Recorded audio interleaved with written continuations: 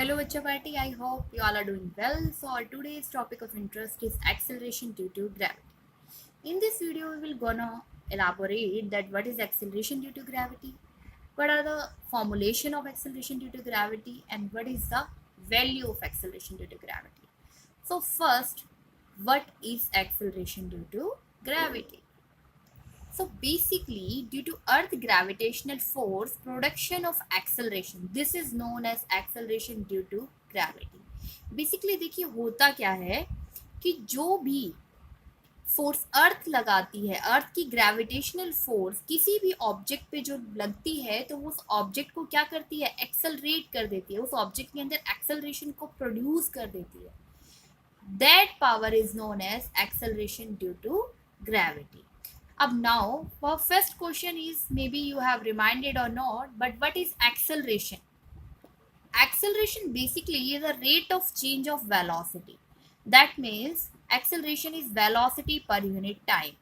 कितनी velocity कितने time में change हो रही है, that is known to be acceleration.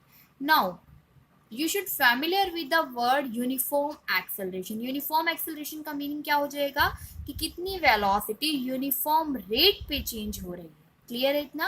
इसे समझने के लिए और एक्सेलरेशन ड्यू टू ग्रेविटी की मेन डेफिनेशन को अंडरस्टैंड करने के लिए लेट्स टेक एन एग्जांपल.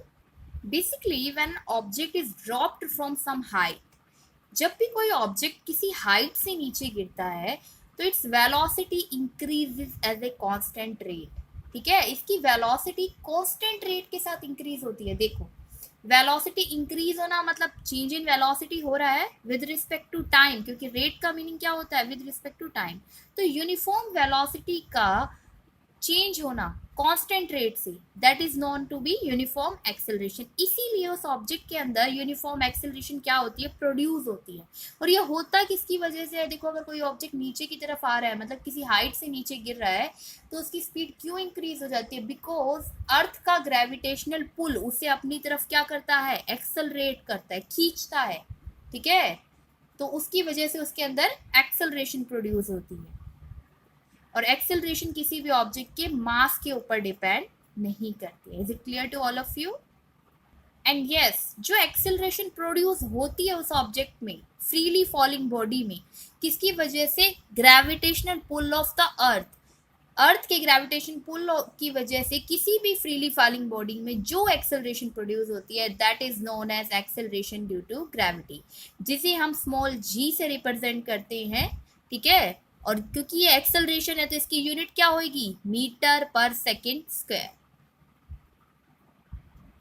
हाँ जी. Now for the calculation of the value of g, let's consider कि अगर कोई बॉडी है, ठीक है, या स्टोन है, जो हम जिसका मास m है, स्मॉल m जिसका मास है, और जो कि अर्थ के सेंटर से r डिस्टेंस पे है, और यहाँ पे जो अर्थ का मास है बेटा वो कैपिटल m लिया है, तो उस बॉडी के ऊपर, उस स्टोन के ऊपर अर्थ की वजह से लगने वाला force, that is Newton's law of gravitation, कितना होगा? ठीक है, वो फोर्स किसके इक्वल होगा? हमने अभी ग्रेविटेशन लॉ में पढ़ा था that force is directly proportional to product of masses. तो दो ही मासेस हैं, capital M and small m, और divided by the distance between them का स्क्वायर. प्रोपोर्शनैलिटी साइन हटाने के बाद ये कांस्टेंट आया था which is known to be g. ठीक है, हम इसे फिगर वाइज भी अंडरस्टैंड कर लेते हैं. Let's see. हाँ जी बच्चों party, for your understanding purpose मैंने यहाँ पे क्या लिया है, एक कैपिटल आपको अर्थ दिखा है जिसका मास कितना है, कैपिटल M, और जो स्मॉल स्टोन था उसका मास क्या है, स्मॉल m, और उन दोनों के बीच का डिस्टेंस क्या है, r, which is the radius of earth. तो अब ये जो स्टोन है, यहाँ से अगर फ्रीली फॉल किया जाए तो बेसिकली इस फोर्स पे, इस स्टोन पे कितना फोर्स लग रहा है वो हमें कैलकुलेट करना है सबसे पहले, और इसी की हेल्प से हम ग्रेविटी की वैल्यू निकालेंगे कि एक्सेलरेशन ड्यू टू ग्रेविटी की वैल्यू कितनी होती है. तो देखो, हम जानते हैं कि फोर्स किसके डायरेक्टली प्रोपोर्शनल होता है, प्रोडक्ट ऑफ मासेस. तो दो मासेस है, या अर्थ का मास और स्टोन का मास. एक और फोर्स की डेफिनेशन क्या थी कि फोर्स किसके इनवर्सली प्रोपोर्शनल है, square of distance between them. इन दोनों के बीच का डिस्टेंस कितना है, कैपिटल R, तो इन दोनों के बीच के डिस्टेंस के स्क्वायर के. आप इन दोनों इक्वेशन को अगर आप नाम देते हैं इक्वेशन 1 एंड 2 कंबाइन कर लेंगे तो आपके पास एक कंबाइंड इक्वेशन आ जाएगी mm/r square, which is your third equation. अब जब भी हमारे पास कोई प्रोपोर्शनैलिटी साइन होता है और उसे हम रिमूव करते हैं, इक्वालिटी के साथ कोई कांस्टेंट आता है, दैट इज यहाँ पे कौन सा कांस्टेंट आया, g, जो कि ग्रेविटेशनल कांस्टेंट है. तो this is your the value of g which is directly written. Okay, now for the understanding purpose हम चाहते हैं कि g की वैल्यू कितनी होगी. देखिए बेसिकली फोर्स क्या होता है, मास इनटू एक्सेलरेशन. न्यूटन्स के लॉ के अकॉर्डिंग भी हमने पढ़ा है, न्यूटन्स का सेकंड लॉ यही था, rate of force is directly proportional to rate of change of momentum. आपने क्लास 9 में पढ़ा होगा ये.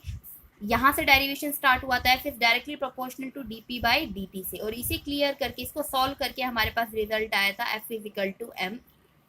Force is directly proportional to rate of change of momentum से आप स्टार्ट करते हैं और आपको एक रिजल्ट ऑब्टेन होता है, that is mass into acceleration. तो फोर्स की वैल्यू कितनी होती है, किसी भी ऑब्जेक्ट के मास और उस पर लगने वाली एक्सेलरेशन की. तो क्या हम ये वैल्यू यहाँ पे पुट कर सकते हैं. तो यहाँ पे जो एक्सेलरेशन लग रही है वो ए नहीं, क्या होगी, ग्रेविटी की वजह से है. इसीलिए हम इस एक्सेलरेशन को क्या लिखेंगे, यहाँ पे जो एक्सेलरेशन लिखी जाएगी दैट इज m इंटू जी, क्योंकि स्टोन के ऊपर क्या लग रही है, स्टोन के मास के ऊपर कौन सी एक्सेलरेशन लग रही है, एक्सेलरेशन ड्यू टू ग्रेविटी. तो ये f की वैल्यू हम यहाँ पे रिप्लेस कर देंगे mg which is equal to G M M by are square. अब देखेंगे दोनों ही साइड स्मॉल m है, तो स्मॉल m से स्मॉल m क्या हो जाएगा बच्चा पार्टी, कैंसिल हो जाएगा. आपके पास g की वैल्यू क्या आ जाएगी, एक्सेलरेशन ड्यू टू ग्रेविटी की value G M by are square.